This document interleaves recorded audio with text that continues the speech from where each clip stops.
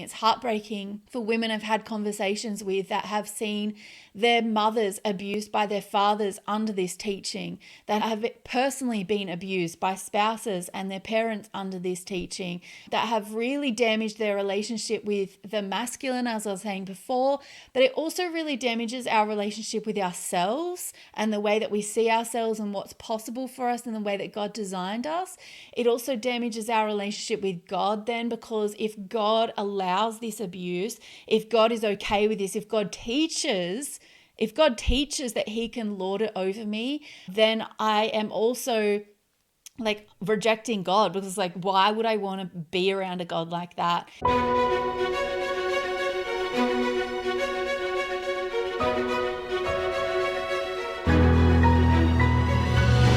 You're listening to the Spiritually Unboxed podcast. I'm your host, Leah Samara, spiritual mentor and authenticity strategist for highly driven female leaders. Each week, we'll dive into deeper conversations, empowering you to live your most authentic and wildly impactful life beyond religious, familial, and societal boxes. Welcome to the deep end. Subscribe so you don't miss a show. I don't even know where to begin. No, I do know where to begin. Today, we're talking about spitting out the poison of toxic submission doctrine. My intention is to really help to create freedom through shifting your perspective around this teaching that wives should submit to husbands, that women should submit to all men, which I had personally been taught. It's really creating the freedom that we need to live lives that we are designed for, that I believe God has designed for us. And so this is the first of many episodes on this topic, I suspect. And this particular one, we're not even going to scratch the surface today. I'm going to share as much as I can. But as I said, my goal for you is to really help create that freedom today. It's not to flesh out every single verse and look at all the context and look at all of the things. My goal is to create freedom for you. And so if you are in a position where you have been really struggling with this doctrine, maybe in your marriage, maybe you've been struggling with this because it's a reason why you left church, maybe it's a reason why you don't believe God could be good, which is totally, completely understandable. Before I forget, any scripture that I reference, I'm going to add that into the show notes at the bottom of this episode. I have a bunch of notes here, so if you see me reading, if you're watching on YouTube, that's why. I'm not an expert on the doctrine of submission. I am not an expert in Hebrew or ancient Greek or theology. I have not gone to Bible college. I have purely been someone who has had lived experience with this doctrine in multiple different scenarios. And I have also, for the last 10 years, really been working on myself to decondition and to what I'm calling spit out the poison of the toxic doctrine. And I'm someone that have been working to reclaim those parts of me that were silenced through this doctrine. And I'm someone that has been working to see what it actually is that that I believe God is saying through these texts. And so I'm an expert in deconditioning from hurtful and unhelpful theology. And so that's what I mean by vomiting out the poison. It's like we need to actually recognize that we have been poisoned by so much toxic teaching around this. I want to be able to have an open conversation with you all about this today. So no matter what you believe, whether you're, maybe you're a pastor listening to this, maybe you're someone that's been following me for a while and you're just curious what I think, maybe you're someone that, you are in a marriage and you are really struggling with this. And so I wanted to be able to have a really open conversation, embracing all sides of this topic. I'm someone that I do really love and enjoy hearing other people out and hearing why people think what they think or believe what they believe. And I think I do a pretty good job of that. I can probably improve on that. But I hope that you'll adopt some of that as well. I hope that you'll adopt some curiosity and some openness. Like, we might not agree on everything that I'm about to say today, but I know that there's going to be something for you to glean here no matter what. Whether you want to reject everything that I have to say or you want to accept everything that I've got to say, that's not why I'm doing it. I'm doing it so that we can actually together expand perspectives on this, because I've talked to people from all sides of this. A lot of people have really firm, strict opinions on this. Others have opinions on the very other end of the spectrum. And then there's a lot of very confused people in the middle. And so I'm doing this for you today. And so it's about really reconstructing and aligning with truth, what I believe God's original design and intention for us is, because I know that this teaching has so often been completely abused and misused, and it's heartbreaking because it is something that in the safest of places, in churches, in marriages, where women should feel the safest, where everyone should feel the safest, but more specifically, I generally talk to women. It's such a teaching that has absolutely destroyed safety for women. It has put further roadblocks in a lot of women's relationship with the masculine, so with men in general, and that then ends up being projected onto God. It's like if men are like that, then God is like that. And so it's radically destructive. And so that's why I wanted to address it. And I see that so many people are very confused about it. I'm someone that I also haven't completely 100% landed on exactly what I believe on this. And this is a part of me, I think, that will always exist in certain areas like this, which I do believe are quite grey areas. I do believe that we need to hold some things a little bit loosely. We do need to recognize our own human imperfection, our own ego, our own bias, and the things that we actually want teachings to say. And it's really important that we actually have that introspection and that ability to look inside of us and see when we want something to say a certain thing, when we want scripture to prove a certain point. And that's where you'll find, and a lot of us have experienced this, like religious people cherry picking verses to slam other people, to judge other people, or to keep people, abusers often use these exact verses that I'm about to talk to you about today. They are magnetized to this teaching because it gives them a very valid excuse and reason to abuse women. And I've seen it over and over and over again. And so this is about diving deeper into what you believe. Maybe there's something to glean here. Maybe there's an openness that potentially you need to have. Not that you're completely open-minded on every single topic, but just that there's an awareness that I'm actually an imperfect human, and I bring my own lenses, my own biases, my own ego to these topics. And potentially I need to leave space for conversations in that realm. And this is the kind of conversation that I want to have today. That was a massive introduction. So submission doctrine has led to so much pain for women. And I think if you're a man, particularly listening to this, you really need to deeply understand that the women in your life that you want to protect, that you want to take care of, that you want to create safe spaces for, they have really been they're not just hurt. They're not just, oh, this hurt me. They have genuinely been abused, and they've watched abuse in these scenarios. And so it has been such a damaging teaching for women, and it's heartbreaking. I get emotional about it. I'm sure I'm probably going to get emotional about it today, but it's heartbreaking. It's heartbreaking for women I've had conversations with that have seen their mothers abused by their fathers under this teaching, that have personally been abused by spouses and their parents under this teaching, that have really damaged their relationship with the masculine, as I was saying before, but it also really damages our relationship with ourselves and the way that we see ourselves and what's possible for us and the way that God designed us.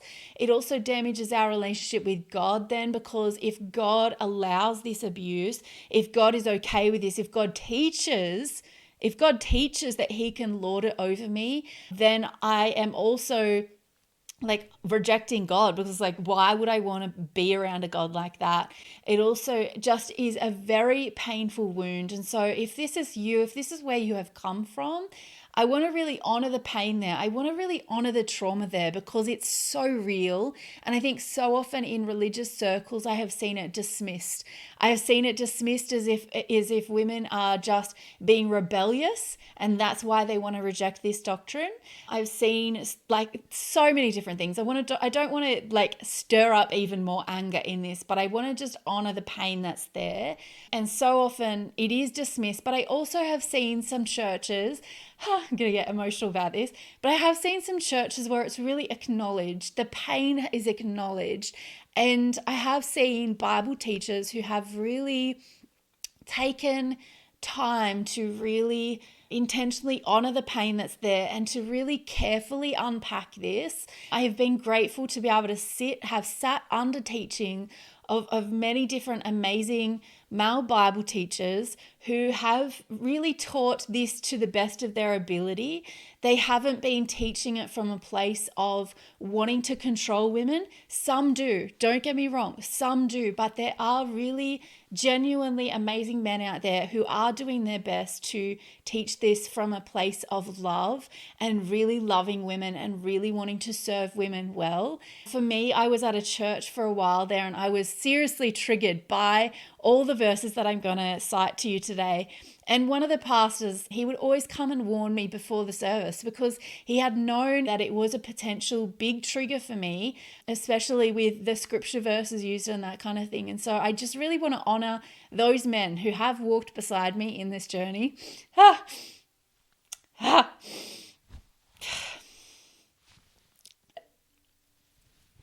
Yeah, there's some really beautiful men who are, even though we might disagree now, they are honestly genuine in their seeking of this. They want to seek truth and they want to seek what will serve women as well. And they very much do speak out about abuse and the way that these verses are abused. And so I really do want to acknowledge that because I think there are spaces where even though I might not agree with the way that they teach or what they teach, they are genuinely honored. And so this teaching has really been abused. And so we have to dig deeper. Like, what is God's intention behind this? What was God's original design? What is God's intention? So a few things that I noticed when it comes to this, and these are things like I'm only going to mention like 6 points with this because I could go into it forever.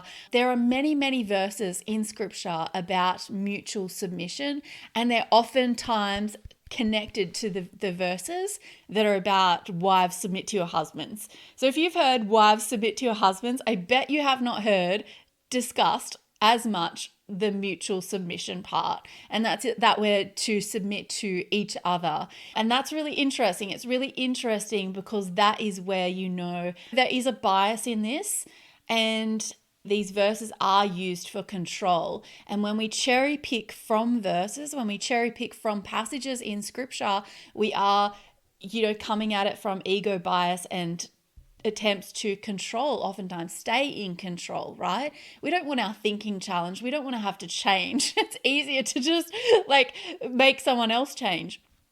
So that's my first point, is that many of these verses are about mutual submission firstly, and then they go into the wives part.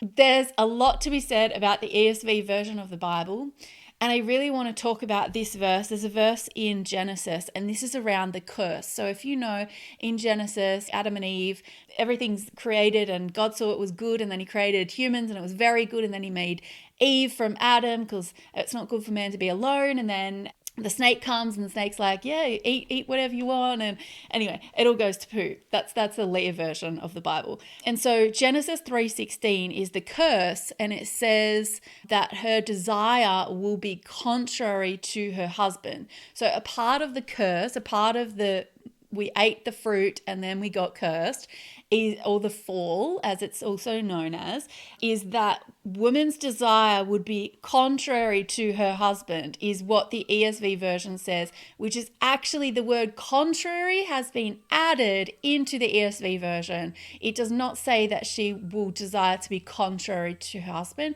And I think that needs to be clarified, because I think when we look at that look at other verses in context through that lens that, oh, women are going to be contrary to men, that's their desire, it changes the way that we think about women and the way that verses are speaking about women. It puts a lens on us that is actually not in scripture, and I think is really toxic. And so we have to be very careful about things like that, which are in the ESV version a fair bit, especially when it comes to women. So I really want to make that as my second point. That's Genesis 3:16. The word contrary has been added in. The third point that I have is that men ruling over women is a part of the curse. Men ruling over women. And so in the curse, it says all the things, cursed are you above all the livestock, blah, blah, blah, enmity between you and the woman, speaking to the snake, he'll crush your head and you will strike his heel. To the woman he said, I will greatly increase your pains in childbearing, with pain you will give birth to children. Your desire will be for your husband, which the ESV says your desire will be contrary to your husband, which is false. Your desire will be for your husband and he will rule over you. He will rule over you. So it's a really important thing to note that a husband ruling over his wife is a part of the curse, not God's original design. A husband ruling over his wife is a part of the curse, not God's original design. Okay? So it cannot mean the other verses, because God doesn't contradict himself, the other verses cannot mean that men rule over women. It has to mean something else. Number 4, we have translated into English the word submit, and it's a couple of different words, mostly one word, but we use the word submit, and it's not necessarily that's what the word means, right? Because we have ancient Greek, so that's what the word is translated from. It's a word, and I don't even know how to say it, but I'm going to try. Hippotasso, right? Hippotasso. It's like hippopotamus. I'm just going to say hippopotamus. So we have translated this word into submit, and it's that word. But in the ancient Greek, it has a bunch of different meanings. And so this is where we get into these, we have to really be discerning and wise and ask God for his wisdom when translating and when interpreting and understanding context and understanding what he actually has meant for this. So originally it's a military word, and it means to arrange under the command of a leader and to do war beside. So you're really doing war with someone, you're on their team, you've got their back, you're the team player, and you're not competing with them for power. You're not competing with the leader for their power. You're confident and competent in your own power. It's like those Navy SEAL teams, right? They have a leader on the team and everyone else is just like, yeah, let's fight. Let's go gangbusters. We're all on the same team. We've all got the same goal and we're working together as a unit, as a team. And so the military understanding is really interesting, but also the other interesting part of it is it can mean to obey, it can mean to yield to arrange under, and it can be a voluntary attitude of cooperating willingly, right? So again, it comes back to that idea that yes, there might be a leader, but you're all on the same team. You're all on the same team fighting for the same thing. You're all on the same team. It's about having each other's backs. And so personally, I love researching and understanding what are the other possible meanings that this word has? How has this been translated, and what are the lenses that we have used to translate these verses? So point number 6 that I have is that it makes the feminine feel incredibly unsafe when she is with a masculine who can't or won't lead her, or who won't create safety and won't create structure. And this is what we're seeing so much now. We're seeing men who really are demanding, and that's point 6, demanding submission, but they don't actually create an environment that fosters that sense of safety. So again, coming back to the Navy SEALs, you think that a Navy SEAL who is submitting to that leader is placing their life in the hands of their leader when they submit to whatever it is. They're like, yep, let's go here, let's go let's do that. And they're like, yep. But do you think if that leader wasn't fostering a sense of safety, if that leader didn't know how to lead well, if that leader wasn't creating that structure that made this Navy SEAL go, yes, I'm going to follow this person, then the whole thing falls apart, and it falls apart really rapidly and really quickly. And so we can't have men demanding submission, firstly, because number one, a lot of the time they don't actually know how to lead. They don't actually know how to create safety, spiritual safety, emotional safety, physical safety. You have abusers who are demanding submission, who are actually creating the opposite environment to safety, who are actually, they are the danger in the home, and then they're demanding submission. And it's very scary. So I actually learned after I got divorced, I talked to my brother, and he had told me that my ex had gone to see him to learn how to get me to submit to him, and so it's like, you can't do that. You can't expect submission and be intentionally being the one who is not creating safety in your home. And so we have to actually see that for what it is. And I'm not saying all men are abusive. I'm not saying all men are abusers. I'm not saying all men are controlling.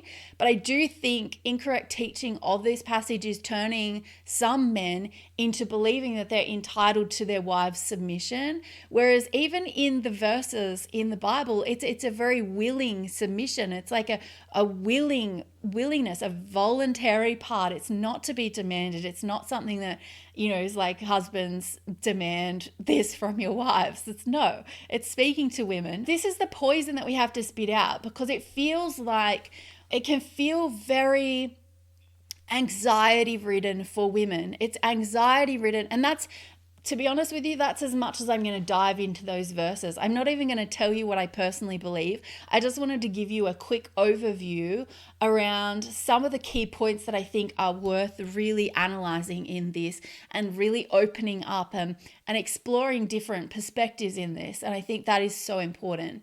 And so it feels like constant suppression for women, because it feels like if you've grown up, say, with an abusive father or a controlling environment growing up, you've grown up feeling controlled, or controlled in religion, or controlled in the family, or whatever it is, and you grow up in those environments, and then you end up in toxic, abusive relationships with also men who are trying to control you, right? And then you have some church environments trying to control you, and it's just constant feeling controlled and suppressed, and like, I can't be who I was born to be. I have to constantly pretzel myself, squash myself down, silence myself in order to, make this verse come to life, in order to be the good Christian woman and that humble, submissive, compliant woman. And I think we have such warped perspectives on what this means. But it ends up triggering such powerlessness in so many women. And I think this is a really important point. If you're a man listening to this, it's a really important point. If your wife is struggling with this, please know that unless you're abusive and you're treating her poorly and she's afraid of you, genuinely afraid of you, but if you're someone that you really genuinely love your wife and you want to create a safe environment for her, you need to honor and know that her being triggered by this comes from a feeling of powerlessness. It comes from feeling trapped. It comes from feeling stifled, having your voice silenced over and over and over again. It comes from feeling so suppressed as a person, as a woman, in your vibrance, in your voice, in your authenticity, in your inner knowing. And so it's a very real internal struggle that goes on. It's a very real anxiety that sits on your chest, and you feel like you're being suffocated when you are constantly told you need to submit, okay? And it's a horrible way to live. And so if this is you, I know that it's impacting your relationships. I know that it's impacting your relationship with yourself as a woman. I know that it's impacting your relationship with God and with men, and the way that you see men, and the animosity and the walls. We create these walls between us and men when we have experienced this in a really negative way. And that creates walls in between us and God, us and ourselves, us and men, and us and our spouses. And so the destruction is very, very real. And it's really really filters into the future, into future generations and beyond. And so it's really important that we have these conversations, that we have that openness, that we hold loosely to some of these things so that we can come together, especially as husbands and wives. We can come together and wrestle with these things together. We need to have that openness that maybe I was taught the wrong thing. Maybe I was taught a distorted version. Maybe I haven't wrestled with this enough. Maybe we haven't wrestled enough with this together. And so it's really about coming together and being united and wrestling with these things together, not in a way that we're arguing with each other constantly, but in a way that it's like, it's very okay to disagree. I have so many friends, so many male friends that I disagree with them on this topic. And I love it when we actually have these wrestles, like when we have these conversations where we're honoring and we're really deeply listening and hearing each other's perspectives on this. And I love that we can wrestle together. And I think for me, looking at the future, it's really the wrestle, I think, that will save us, that will save the masculine, the feminine, to be able to come together and to be able to have those really beautiful, healthy relationships, to be able to have those relationships with each other that do feel safe, that do feel nourishing, where we're not warring and competing, where we're not fighting hard for what is ours and trying to claim what is ours. Just having really loving relationships. I so love the relationships that I've got with the men in my life. Like I have beautiful relationships where I can have open dialogue, where I know I'm supported, where I know I'm cared for and loved, where I know I will be heard as well. I think for us as women, it's such an important thing that we feel heard when we use our voice. If we have had it suppressed and silenced in the past, that we are able to step into a place where we are heard and we have that. And again, when I'm talking to men about creating safety, it's creating that safety to be heard. But also as women, we have work to do. We have work to do around us and our reactions to things and us and our triggers, and to be able to actually take down some of those walls so that when we are having those conversations, we are showing up with the right energy as well. And so it's about being able to respect each other, hear each other, see each other, not needing to compete with each other, and creating a sense of safety for each other in our relationships. The work that he has to do is really being a good leader, creating that safety, not just physical safety, not just I'm the breadwinner and I provide the money. It's about creating safety emotionally, for her to feel how she feels, for her to be heard, for her to know that this is a safe environment for me to let my hair down, that I feel safe at home or my most safest in this relationship, and that she knows you're a good leader, that you do what you say you're going to do, and that you're worthy of that respect and you're worthy of that trust that she wants to have in you. And then the work that she has to do, and I'm going to focus more on the work that she has to do because so many more women listen to this podcast than men. There are so many shifts that us as women, we can actually make to change the dynamic that we hate. If you are in a relationship with a healthy masculine who's not an abuser, there are so many things that, again, this submission teaching teaches us that women are powerless, that we are, as women, are powerless. And flipping that on its head, actually understanding this teaching in its fullness, actually allows us to see that women hold tremendous power in their relationships, and that when we shift as women in our relationships, that we have tremendous power to shift the dynamic in our relationships, to create even more emotional safety as well. And so we have a responsibility as women to marry men that we actually respect, men that can lead well, men who are wise, men who create safety for women. We have a responsibility to teach our daughters how to marry well. We have a responsibility to teach them how to spot a man that has his stuff together, a man that is creating safety, how to spot red flags. But we can only do that when we have addressed them within ourselves first. I want to reference an episode. So the episode 16, the soul synthesis framework that I talk about there is about returning back to wholeness. So when we have interacted with destructive teachings, it really fractures parts of us. And so the soul synthesis framework is about returning back to wholeness. And I did a whole episode on that. It's worth watching on YouTube because I have the framework mapped out and everything. That's episode number 16. So we really want to untangle from the triggers, because when we have had this teaching, we've swallowed the poison, we then become reactive to anything. Like, I was so grateful when my old pastors, they used to warn me about these verses, because I was very reactive. I was very reactive to these verses. It was so hard to listen to anybody talking on this topic. I instantly was angry, anxious, frustrated. I was triggered. I was really triggered. My nervous system was triggered into that fight or flight. I was always reactive around this stuff. And so it's untangling it allows us to see really clearly, get that clarity that we need to take the lenses off. As I said today, it's not that you need to agree with me. I haven't even told you really what I believe today around this. And as I said, I'm still wrestling with parts of it. And what I believe in this isn't important, but what I want for you is that we get rid of the lenses that have clouded your vision, that are causing you to tip into fight or flight, which causes us to have lenses and means we can't see properly. We can't see to actually flesh this out properly and really untangle and disentangle ourselves from the poison, to spit and purge out the poison from the toxic teaching. And we also need to recognize that we don't need to compete with men. Women, when we understand how our God-given power and the way that we are created, we just understand that we don't need to compete with men. I used to think that I needed to compete with men. I used to show up in that way all the time. I used to want to win. I used to want to dominate them.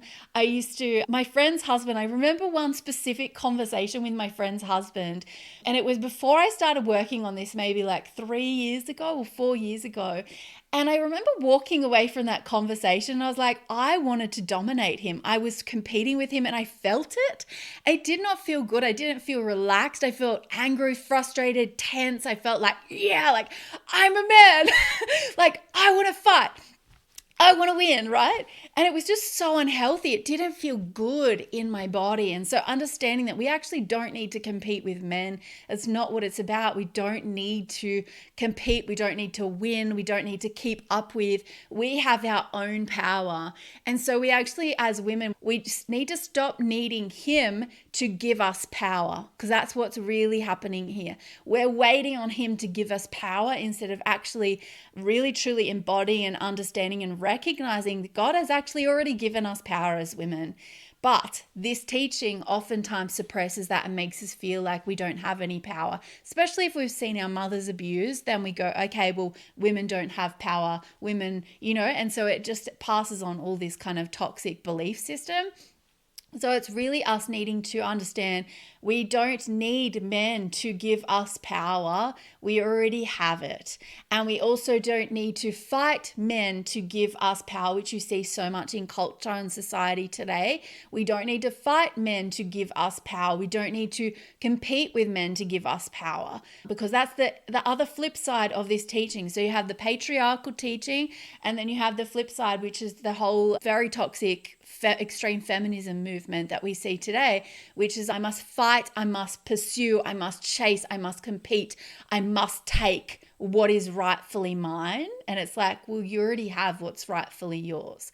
And so how we do this, especially within School of Samara. So if you don't know about School of Samara, it's my new membership that's opening up. Super exciting. You can join me to disentangle from toxic teachings. But not just that, it's about really reclaiming who you are, reclaiming your voice and your vibrance and your wholeness and your connection to God and your faith if you want that. It's about building authentic, healthier connections, healthier life. It's about holding the alignment of a healthy mindset as well, and not falling back into old patterns and old personas and old roles. And from that place, then being much more potent to deliver contribution, to create legacy, to create your life's work, to put that business into alignment with who you are as a person, and to go out and be more impactful, more potent, and living your full potential. Anyway, I get really excited about that. But this is the way that we work through that. And that's the untangling part. So we really work to tease out like what's actually going on here. What is it that I really believe? What is truth? And we start really disentangling the ball of yarn that feels like it's electrified. And like every time it touches, like every time you hear a sermon or there's a post online about something someone said submit, or you hear an aggressive man and it's like, oh, and that like activates that part of you that like wants to fight.